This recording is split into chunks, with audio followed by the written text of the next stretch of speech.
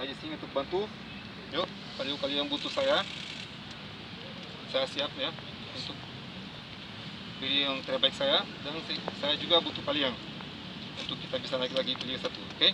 Ya. Jadi besok kita mulai ya, kita mulai kerja dengan kalian.